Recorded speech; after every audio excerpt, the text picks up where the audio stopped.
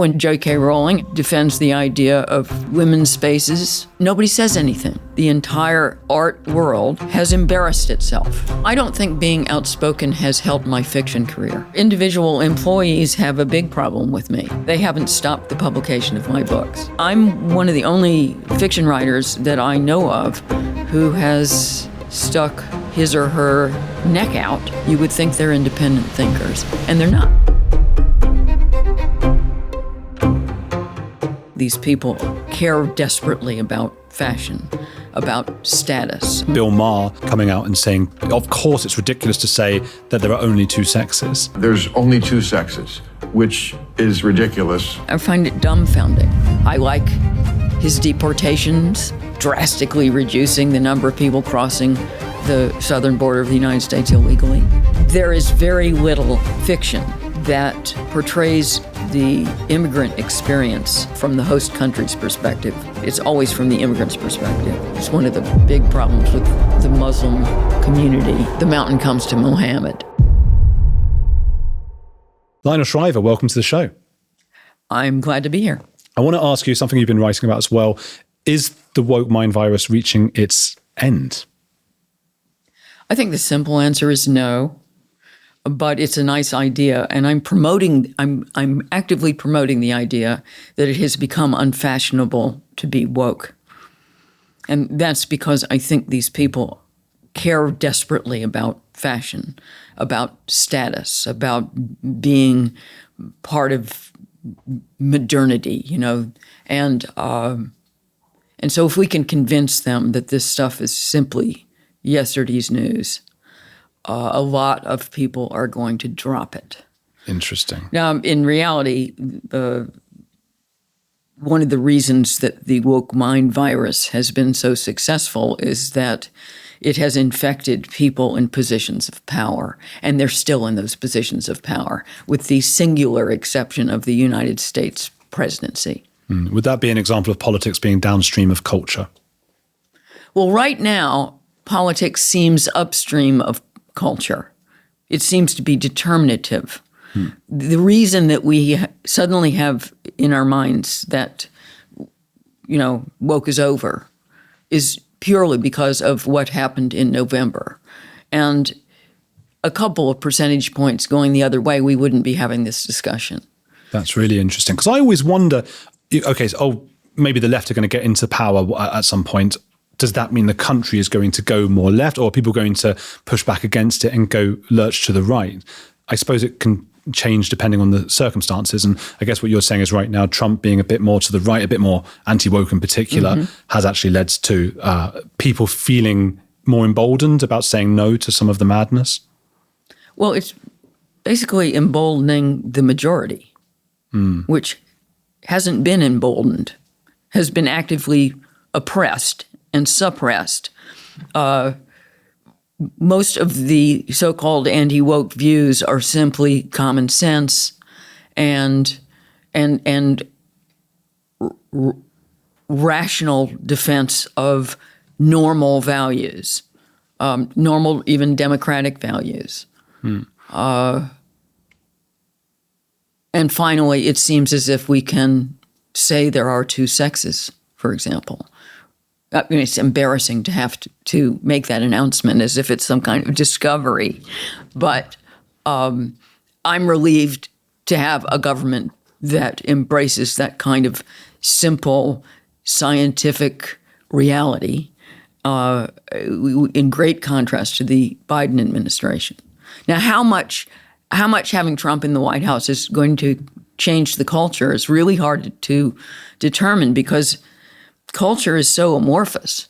It's like, what is culture? I mean, when I got it in the neck for deriding the idea of cultural appropriation back in 2016, one of the things that I had to come to grips with was, what is culture? We don't often ask ourselves that, but it is a very ill-defined phenomenon, and that makes it hard to pin down. So we can step back and say that we've been through an era in which far-left ideologies came to dominate the culture, the conversation, what people talk about, what people make movies about, what people make television about, what people write books about, what I've written books about. But it's just, how do you, that is a big step back perception. And when culture is actually changing, it's really difficult to tell, is this just a moment in time when we're suddenly saying that everything has changed, and then later we'll step back and say, actually, not much changed at all. Mm-hmm. You can't, you almost can't know what's happening in your own time. Right? Certainly can't predict it. And that's, I was saying to you just before we started about Bill Maher coming out and saying on two separate occasions, just out of nowhere, as if it were the most sensible thing in the world, he said, of course it's ridiculous to say that there are only two sexes. And that was, I felt that it was very disappointing for you to hear that. Yeah, it was. I find it dumbfounding and unlike him. I'm a big admirer of Maher, and he says very little with which I don't agree. And I don't know, honestly, I don't know what he's talking about. What is the other sex? Yeah, he hasn't named them. No. No, I think he was just trying to suggest there's amorphous being the sort of blob of sexuality. Well, of course, there are all kinds of sexuality. Sure. But sexist, that's blob not of sexist. The same thing as sex. And he's smart enough to know that. So, I mean, he doesn't usually say things just to please. Not that I've perceived. That is the kind of thing that a liberal would say to keep certain kinds of people on side. But I don't read him as somebody who is heavily influenced by trying to please. So maybe he knows someone or cares about someone who's very attached to this way of thinking. Maybe there is some kind of confusion in his head about, the many different sexualities that people have, and he thinks that's the same thing. But there's no way that's not disappointing to me. Is that something you've come across, that when people go along with this insane view about sex, that they tend to have a personal relationship that means they sort of have to defend that position? I think very often when you find someone whom you think you know pretty well, whose views you generally have regard for, who suddenly comes up with, an orange and a line of apples on the slot machine, it's often because they're close to somebody and they're protecting that relationship. Is that like someone, other people in mind? I mean, Cynthia Nixon, do you know who that is, a Sex and the City woman? Yes. David Tennant, they've sort of come out. Are there people in mind that you find particularly frustrating?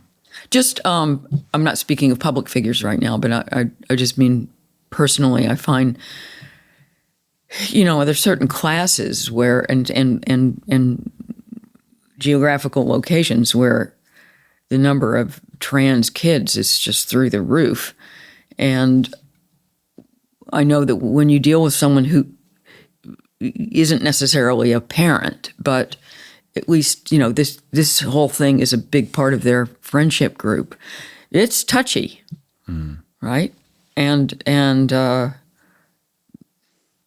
parents who go along with it have a lot on the line. They fiercely have to defend the whole phenomenon because they've made sacrifices for it, and in defending the movement, then they are also protecting their relationship with their kid. So I have some sympathy with that. Not absolute sympathy, but limited sympathy. If woke people, as you've written, are conformists, does that suggest that if the tide does change, they might cling to whatever is next? I've seen a writer called Thomas Chatterton Williams. He was writing about vice signaling, replacing virtue signaling. Now we see Trump and Musk and those Sieg Heils and things like that. Do you think that might be the next big fashion? Well, I was about to say it would surprise me if Nazism really took hold on the left, but considering what they've done in relation to Hamas, nothing's far-fetched, right? Yeah. I mean, they're defending the rape of babies. Great. So there's obviously no limit. And after all, my most recent novel, Mania, which, of course, you're obliged to talk about. Yes, Mania. Tell me about Mania. Well, Mania starts with this young quote, doesn't it? Do you know the quote in your head? Of course not. I don't remember anything. It's about the psychic epidemic being the most dangerous thing. Yes, which it is. It's more dangerous than the medical kind. Mania is expressly about it having taken hold in 2011. That there's no such thing as variable human intelligence. Everyone is equally smart. And the idea of calling anyone stupid becomes the new, it's the new N word, if you will. Okay, so it's the S word. And if everyone is equally smart, then all kinds of meritocratic mechanisms are moot. So there are no standards because anyone is going to be able to meet them. And so if you have standards, you necessarily have a means by which people can fail to meet them, and that becomes just unacceptable. So there are no grades, there are no admission standards at all for getting into universities, but even more concerning, there are no more tests for becoming an air traffic controller or a pilot or a surgeon. And first of all, I'm obviously making fun of a series of what I perceive to be social manias, especially during the last 15 years. Though I wanted to make up my own so that it wasn't expressly looking at just one of them and say, sending up the trans movement, for example. Though it is in some ways a model for this, partly because it is in defiance of biological reality. The truth is, some people are really smart, much smarter than I am, but there are actually a few people out there who are dumber. So we know this to be true, and so I was interested in making a mania that defies what everyone knows. More generally, I'm interested in the phenomenon of the social mania, and I've just watched them whiz by recently. I mean, the MeToo movement, the Black Lives Matter movement. COVID, in some ways, was a social mania with lots of little sub-manias, like masking. And I am increasingly concerned that this whole net zero climate change thing has all the symptoms of another mania. Now, the same people who were prone to all the woke, all these woke manifestations are going to be vulnerable to the next one because those are the kinds of people they are. So even if they get over being completely obsessed with race and gender, something else will come along to be obsessed with, and it will be equally irrational. Do we have those on the right? Yes, I mean, there's a way in which the whole Trump phenomenon is itself a mania. I mean, I try really hard to preserve my perspective on him as a phenomenon. I'm not a fan. I've never voted for him. But he is doing some things that I like. And it's interesting in this polarized environment how difficult it is to maintain a moderate position on anything. Because, of course, with certain groups of people, whenever you say anything good about Trump, you've sullied yourself and you're in the wrong camp. So I admit I like his deportations. They have already succeeded in drastically reducing the number of people crossing the southern border of the United States illegally. I'm a little queasy about the nature of his cabinet. I don't think they're all crazy or going to completely destroy the federal government, but I'm also not convinced that they are the best qualified for their positions. I'm concerned about his reducing the size of the federal workforce without consideration. It's being done too hastily. I have a nephew in the Weather Service, and he's frantic that he may lose his job. And he deserves his job, and he's worked hard in the Weather Service. I use the Weather Service. We all do, really. And I don't want to see him fired for no good reason.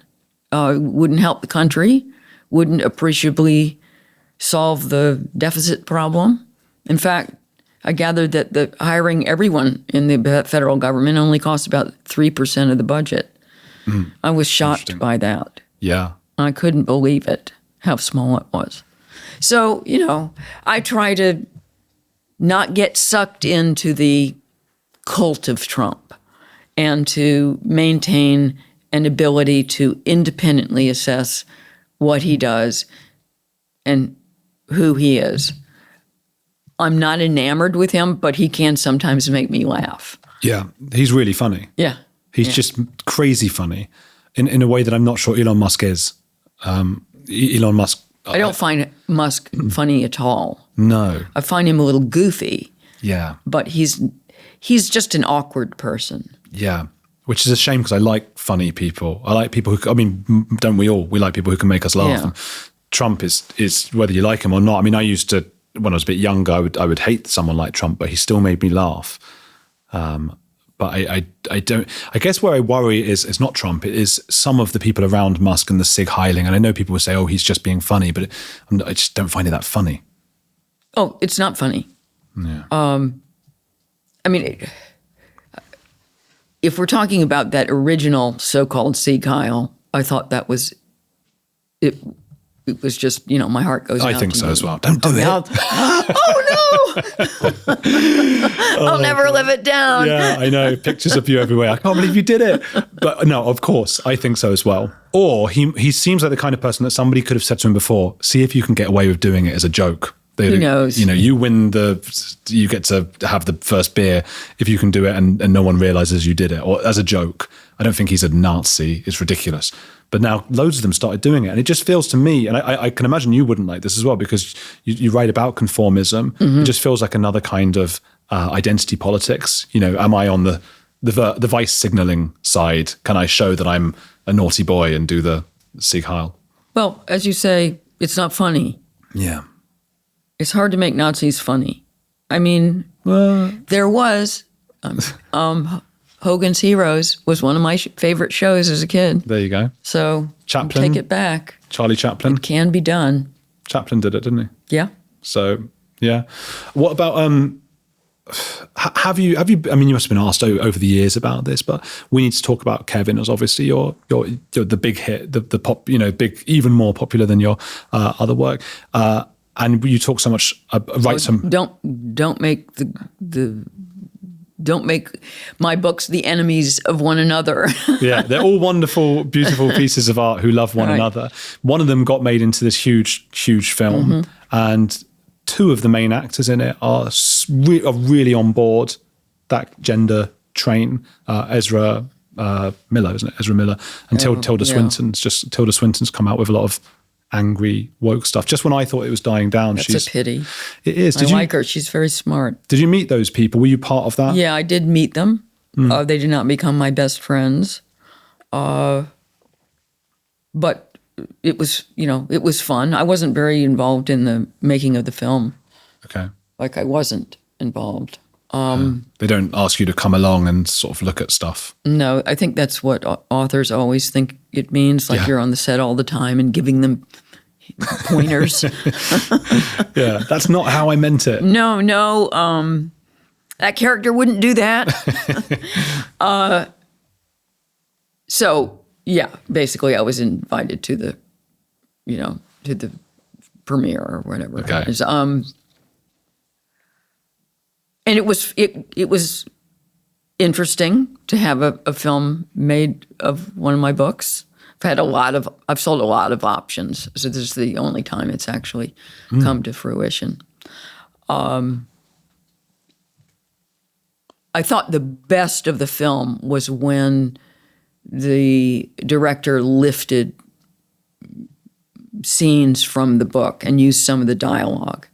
And when they put my dialogue together with that terrific cast and very good directing, then that film really sang. So that gave me a taste for more. Yeah. But it hasn't happened yet in such a big way. No. Gosh. Oh, that's the dream of any writer, though, isn't it? Like a big Hollywood production taking your film. Not anymore. Why not? Everyone wants a television series. Oh. Television has really, it used to be, if you were in film, you were embarrassed to be reduced to television. And likewise, if you were George Clooney in ER, you aspired to become a Ocean's 11 or, it's totally the opposite way now. And that's real success now, is having your book turned into a series. And I think, especially for a novelist, there's a certain sense to that, because the television series has so many more hours. A series like Succession, which I adored, is so novelistic. And so that with that amount of time and you can develop characters in a very novelistic way. I mean, that's the big restriction in cinema is time. And there's only so much you can accomplish in that amount of time. You cannot get the fullness of character than you can now get in good television. But would that be harder for people like you or JK Rowling now to do because you've been so outspoken? Well, I don't think being outspoken has helped my fiction career, right? It has meant that I do more nonfiction. I have a column in The Spectator. If I kept my mouth shut the whole time, I would never have been asked to do that. And a load of other things. But there are other opportunities that I'm sure are passing me by. Of course, you never know when people are not asking you to do things, right? This absence of something happening is immeasurable.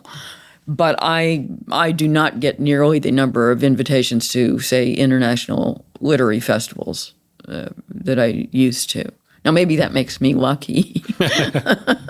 But actually, the main reason it makes me unlucky is that there's certain people that I only see at literary festivals. Right. And now I'm going to have to buy my own plane ticket to visit them. Okay.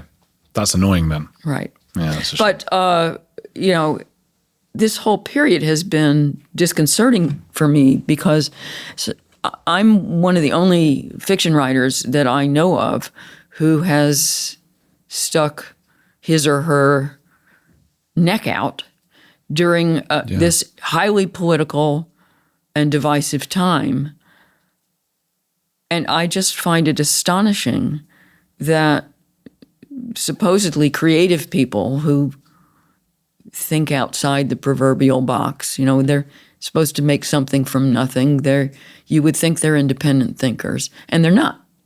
Yeah. They're not, and they I believe that collectively the entire art world, and including all forms now, has embarrassed itself.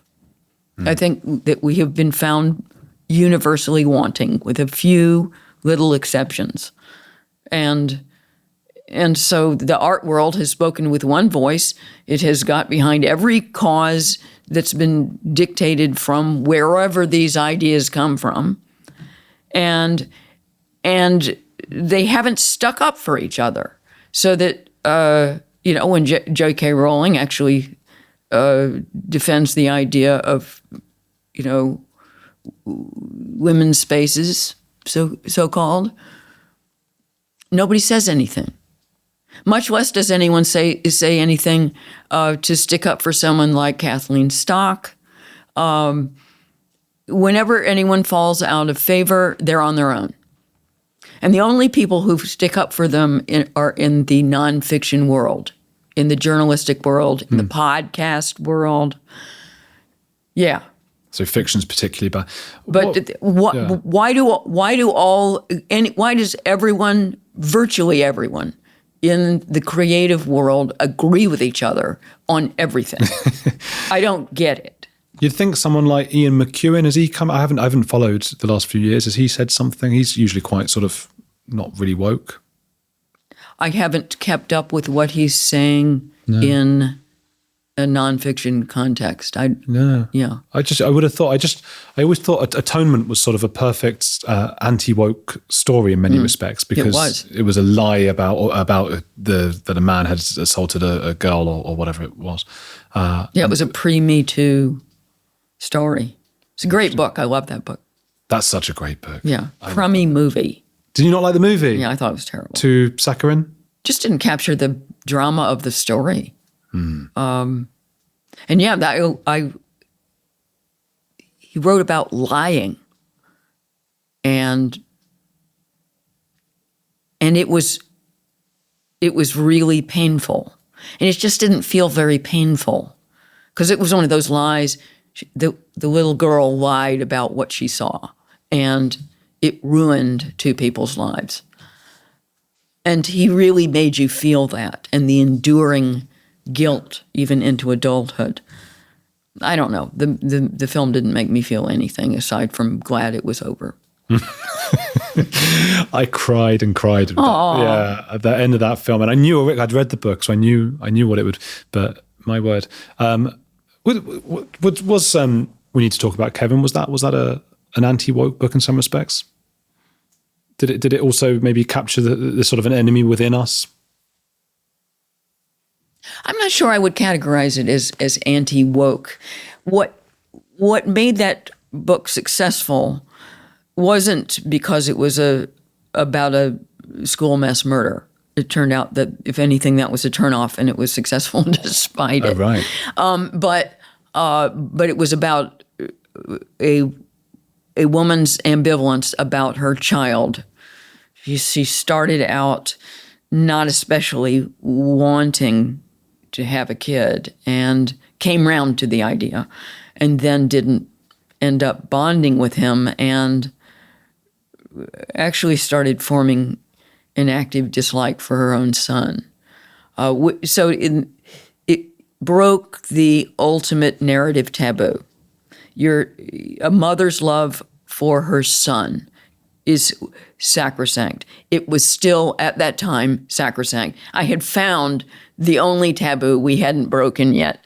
So, and it kicked off a discussion, not just among women, actually, but among parents or prospective parents, about the merits of childbearing, and because it is a much more realistic representation of what it's like to raise a kid. That it was hard, not at all romanticized. Mm-hmm. It wasn't just the adorable one sitting around the dinner table saying wise things, and it gave even people who did have children permission to talk about some of the downsides. Now, one of the weird things about that book in retrospect is that while I haven't changed my mind on a lot of things, and I haven't even changed my mind on this point in relation to myself, I don't have any children, and I think even looking back, I probably made the right decision for me. But in my generation, the decision to not have children was still unusual. Mm-hmm. And as we say now, it has become normalized and to excess.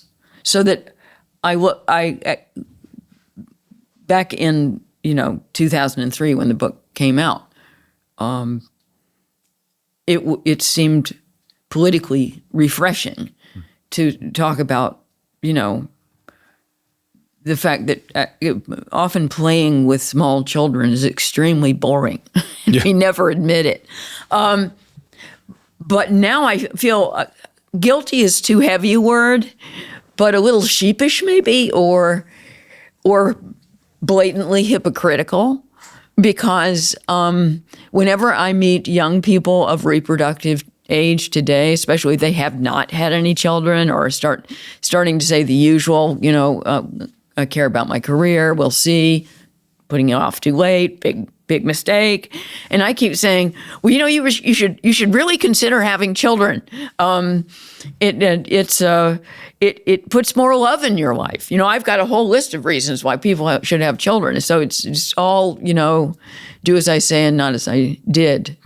I get that though. And I think that's a fair stance sometimes. I did a particular thing and I don't regret it, but I hope that as a society at large, we do encourage and incentivize people to have more children because we're struggling. There's nothing wrong with having the right, the social right, if you will, to not bear children because it just isn't your thing. It doesn't appeal to you.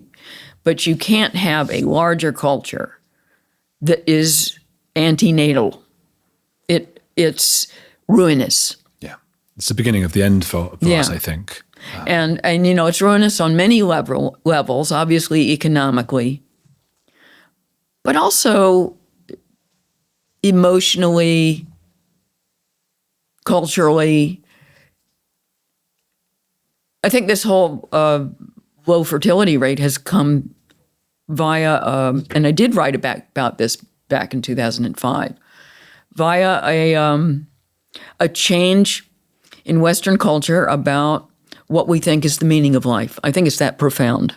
And in the olden days, only going back a couple generations, it was people responded to a sense of duty and did things because they were supposed to, and that sounds bad. We immediately think supposed to. Oh, we must rebel against that. We must not be bossed around.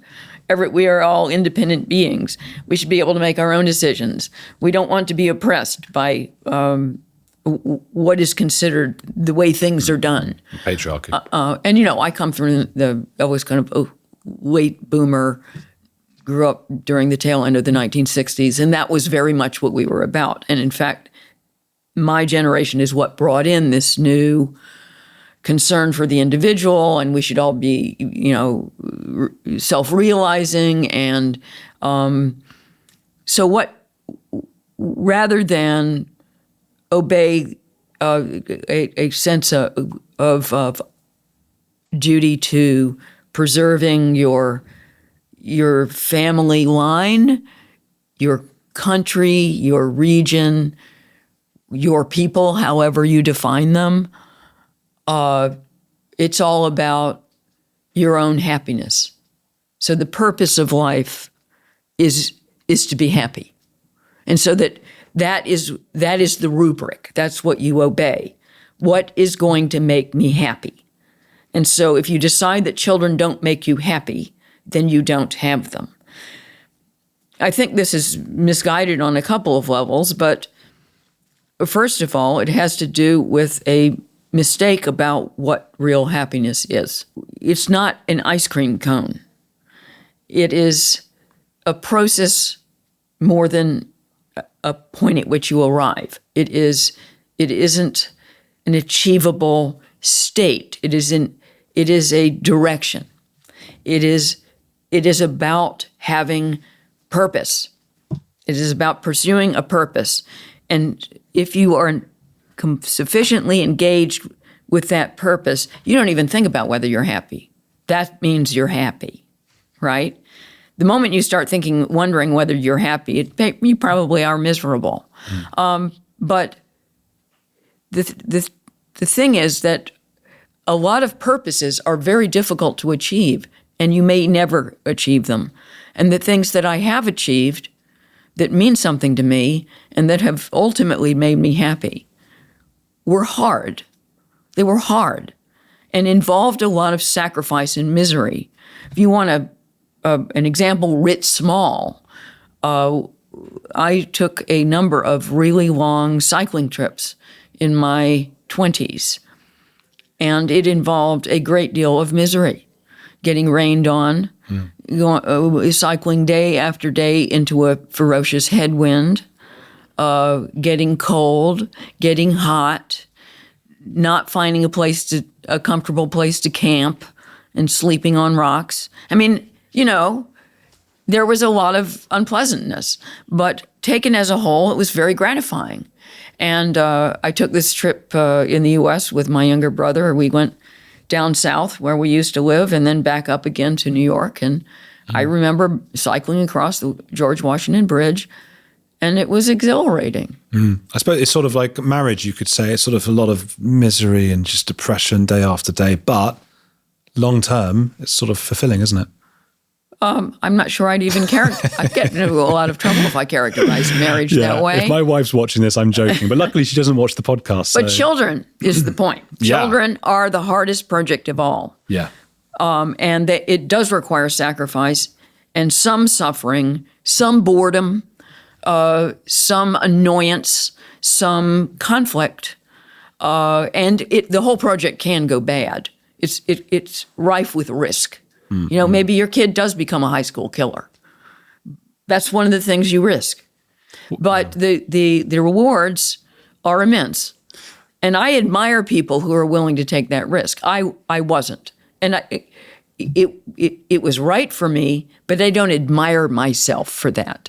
That's not one of my achievements. I really like what you said about it being sacrosanct, the mother's love for a child, because of all the things I've spoken about on the podcast that have caused controversy and provoked angry emails and comments, I once or twice said, I'm not sure there is an innate love from a mother for a child. I'm sure we're incentivized to feel that and more often than not have it. But I think a lot of mothers and fathers don't necessarily have it. And it puts undue pressure on them to have that if they don't. Well, that's a lot of what Kevin is about. That's our expectation of mothers especially are supposed to be overwhelmingly in love with their children, and we like to think that they don't have any choice, and that it is part of nature's way to make sure that mothers take care of their young. And I've heard from any number of people, because of that book, of course, that this is not always the case.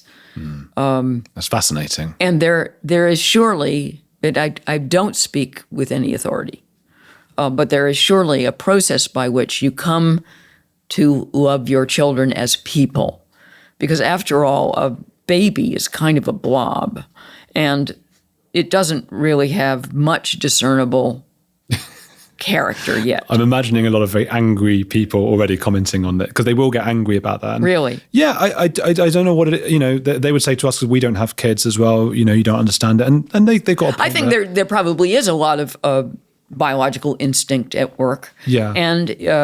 But I've seen what they do in Scientology to their kids. I've seen what they did in China to their kids. So that's the argument against this kind of instinctual love. And okay, they would say, but those mothers obviously did love their kids, but had to drown them. But in Scientology, they don't seem to love their kids at all when they're babies or when they grow up. They're just other people. I think that what we should just agree is that there are many different experiences. Just as there are many different sexes, right? But there is no template for what it's always like to be a parent, and that's what I was trying to portray in Kevin. Is that my protagonist was expecting that she would immediately fall in love with her child, that's what she wanted. And then it didn't happen. And when the baby is first put on her breast, she feels absolutely nothing. And it's devastating. It's meant to be a tragedy, and it induces terrible feelings of guilt and inadequacy in her. But I think one of the things the book helped do is just elasticize ideas about what it means to be a parent. And there is no one way. You're not necessarily always going to feel the way you're supposed to. Mm-hmm. How wonderful. I was just thinking how wonderful to have written a book that's such a hit that you can call it by one word of the whole title and everybody knows immediately what that is and they have associations with that.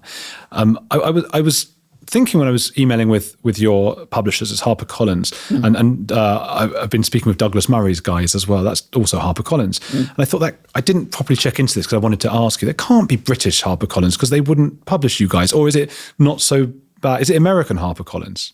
Both. It's both. And they don't have a problem with you?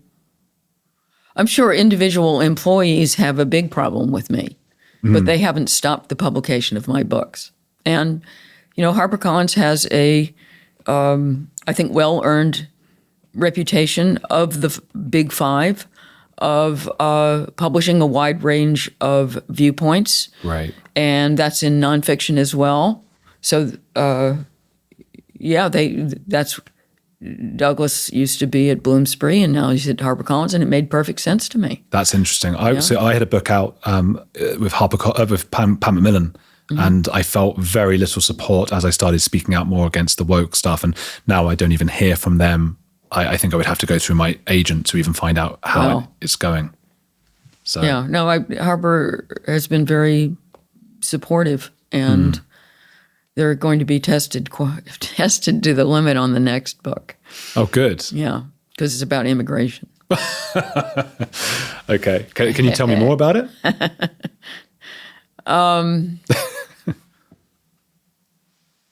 It's set in New York during the migrant crisis, this most recent surge of migrants, many of whom were bused from Texas by the governor up to New York during the whole de facto open border period of the Biden presidency. And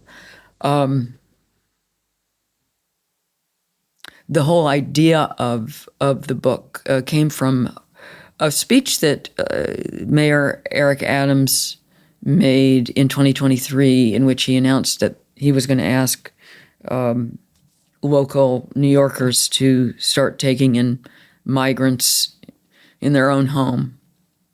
He was going to pay them. And then that program never went anywhere. He never said it again, and it didn't happen. But it gave me an idea. So in my parallel universe, the program goes ahead, and this family takes in one migrant to start with. The rest is history. That is, you'll have to wait until it comes out.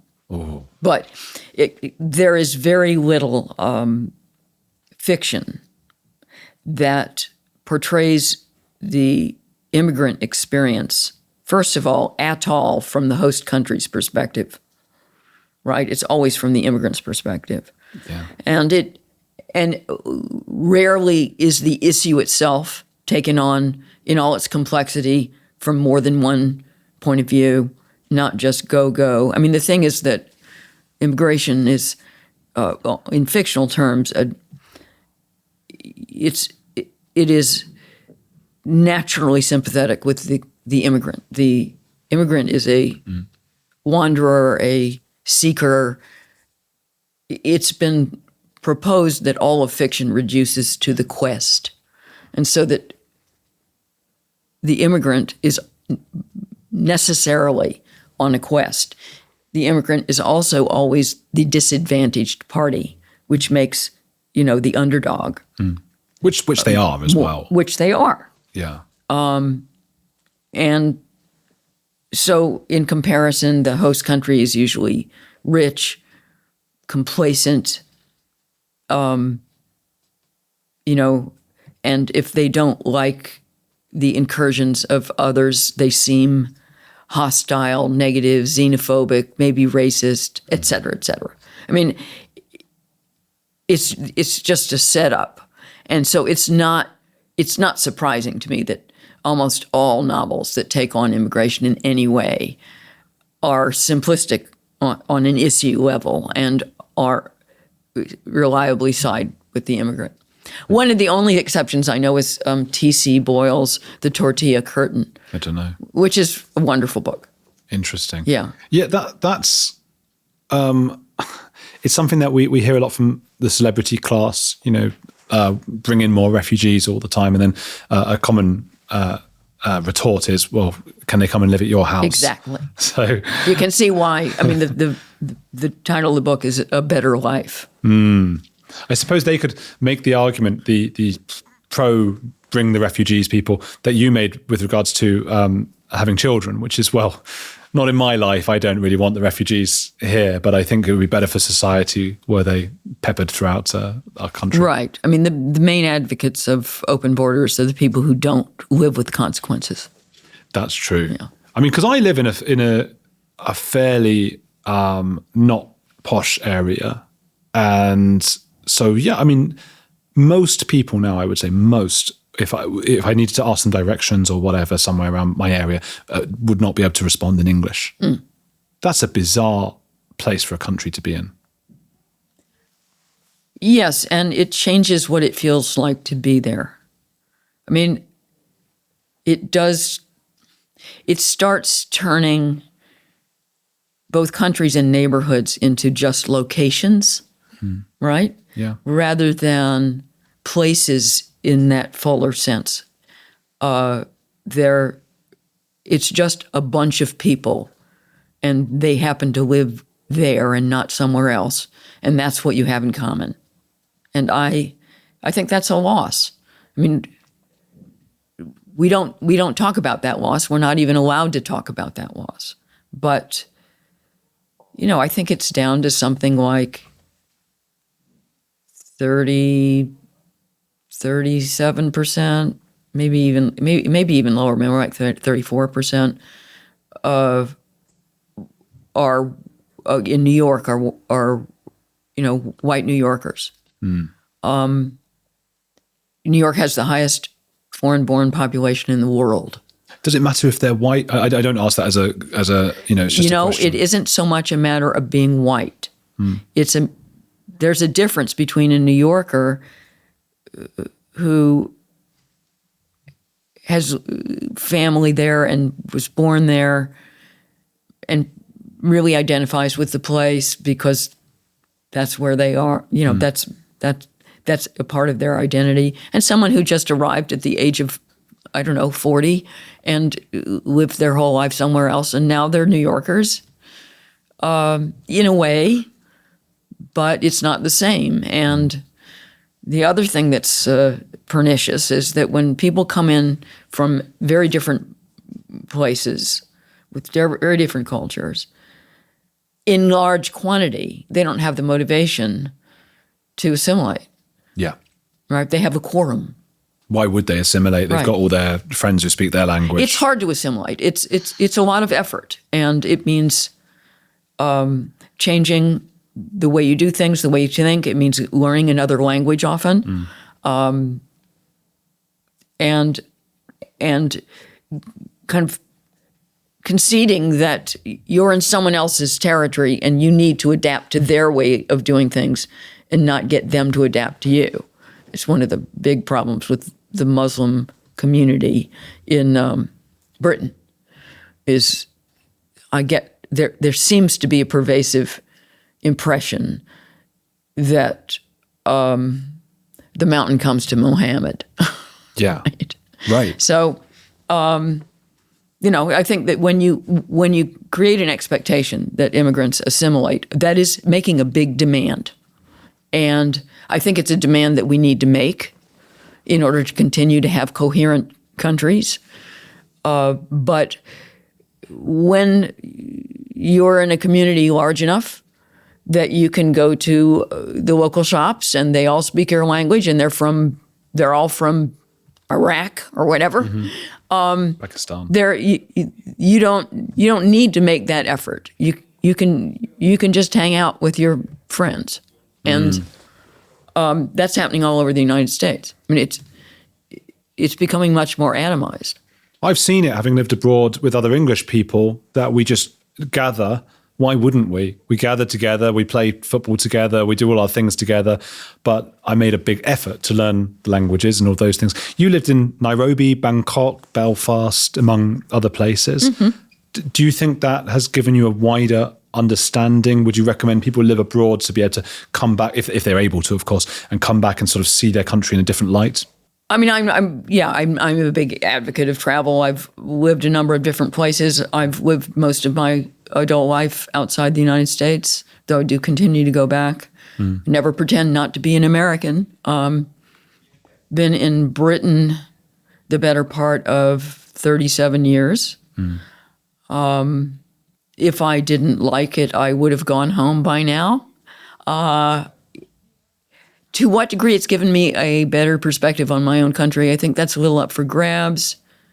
Not being there at certain times probably makes me more ignorant. And I keep a little less of a finger on the pulse because I'm not always attuned to changes in the way people think or talk. And it's not so much of having a better perspective on my own country as feeling in a very tangible, visceral way that there are other countries, right? I never quite believe in any country I haven't been to, right? You know what that's like. And suddenly, if you've been to Estonia, suddenly Estonia is a real place. I don't believe you. And you haven't been there. No.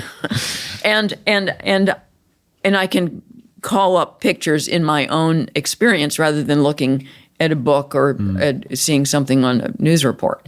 For me, it was a case of like in Argentina, for example, and I the reason I ask is because I do feel like it is something to go abroad and see how they run their country. So, for example, in Argentina, where they still make jokes about people from different races. Now, there are problems with racism there, of course, but they're able to laugh at themselves a little bit. Where they've had far left in a way that has exceeded anything we've had in the States or the UK, and they know how bad it can get, as with the far right in Argentina. So those kinds of extremes, and then you come back to the UK and you've got people saying there's a million different kinds of sex and welcoming people who don't like our culture. It suddenly feels utterly ridiculous. It's absurd compared to the rest of the world.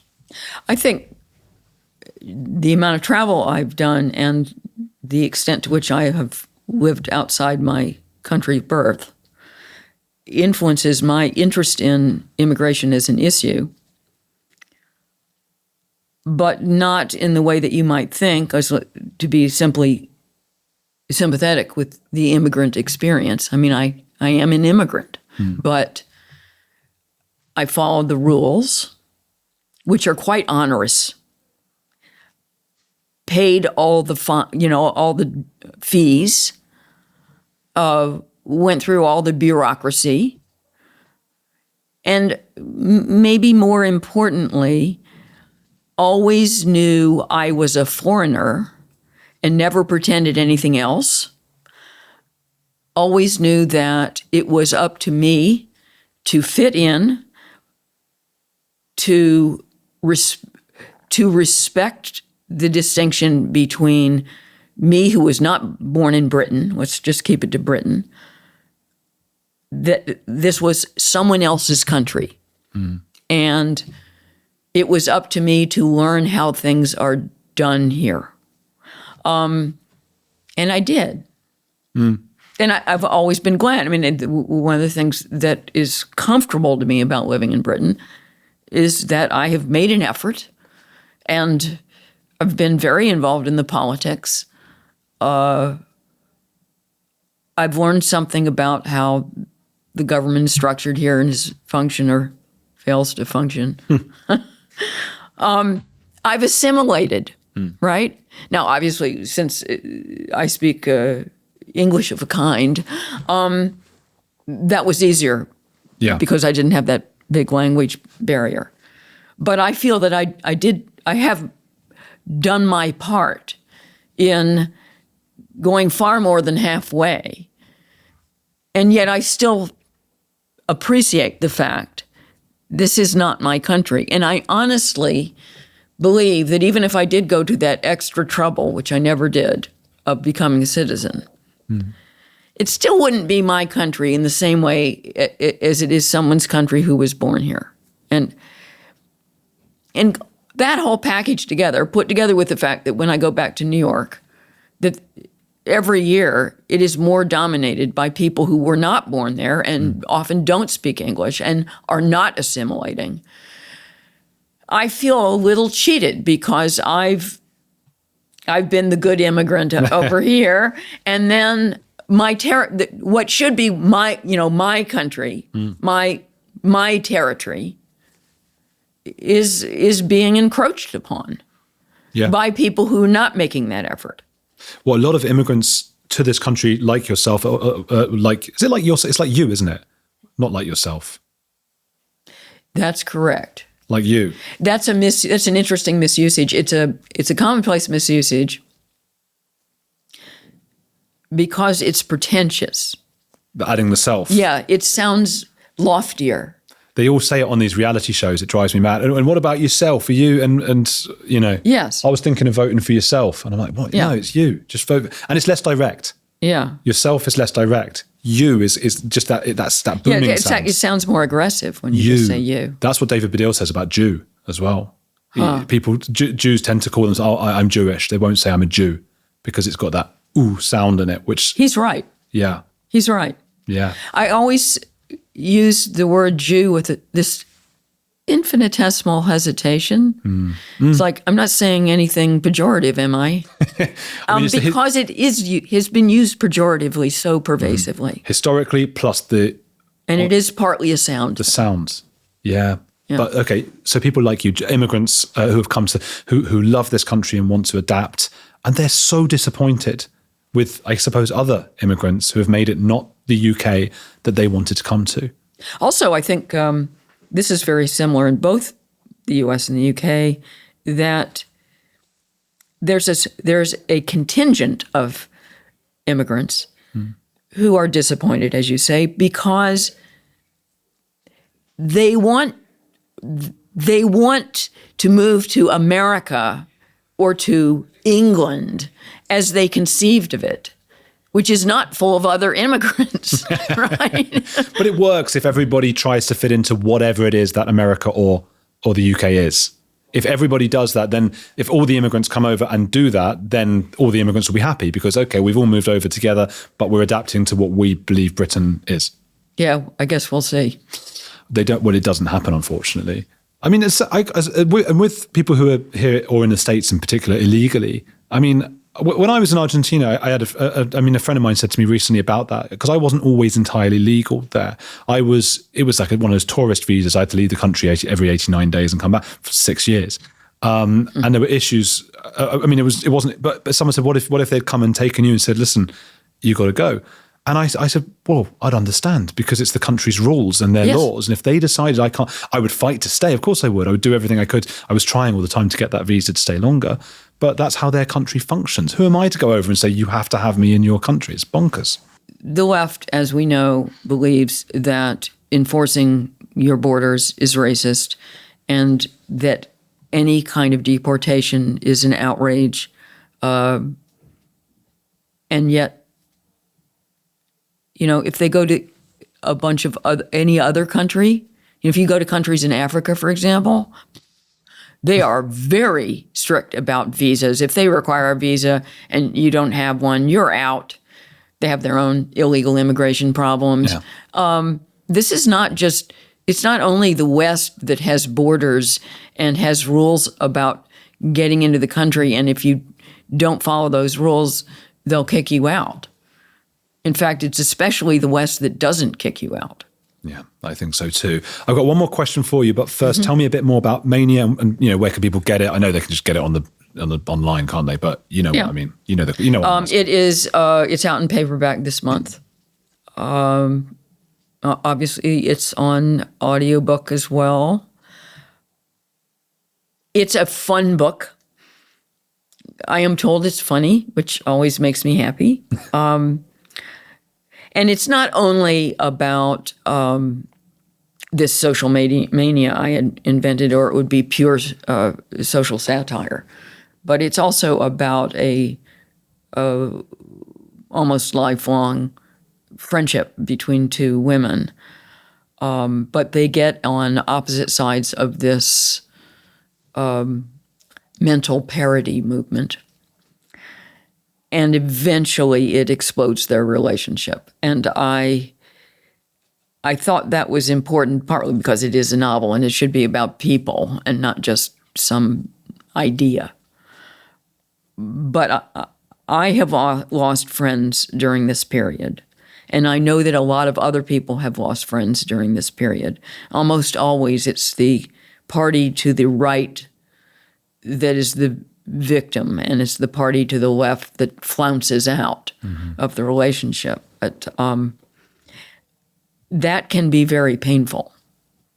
And I thought that that was a good topic for fiction, and I would have all too much company in having been through that.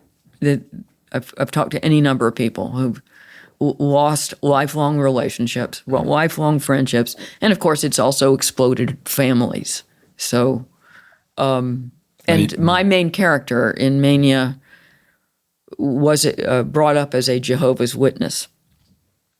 And she decided she wanted to finish high school, which her parents didn't want her to because education is not important to Jehovah's Witnesses. And she just needed to get back and concentrate on becoming a good Jehovah's Witness. And she said no, and her family disowned her and never spoke to her again. Disfellowship. Right. Is that the word? Gosh, I don't remember. Well, it doesn't matter. Yeah. Once I've done all my research and I've done the book, I forget everything. But it's it's one of the saddest things you can do to someone. Oh, it's a terrible thing to do to someone. And so that character has had the experience of her family valuing dogma over love, over normal human commitment. And it's ugly. And then that ends up happening to her again when the person she regarded as her best friend also flounces out. And so it's, it's not super long. It's amusing and germane. So very relatable to this audience in particular, because so many of them will have lost friends because of their beliefs. If they're watching this show, yes. That's almost certain of a large percentage of them. So I think they'll really enjoy it, and we'll have a link below. Tell me, who is a heretic you admire? David Starkey. Has anyone ever told you that before? I don't think it's possible maybe once. I mean, he's come up on the podcast. I don't know if he was anyone's heretic, though. Go on. Well, as much of your audience will already know, the historian David Starkey, who I think is almost 80 now, he doesn't seem it. No. Lost everything because of a single word, right? He was defending the idea that slavery could not have been a genocide against Black Africans, or there wouldn't be so many damned blacks. Now, it was an infelicitous phrasing. And while he meant it for emphasis, there's no getting around the fact that usage was still tinged negative.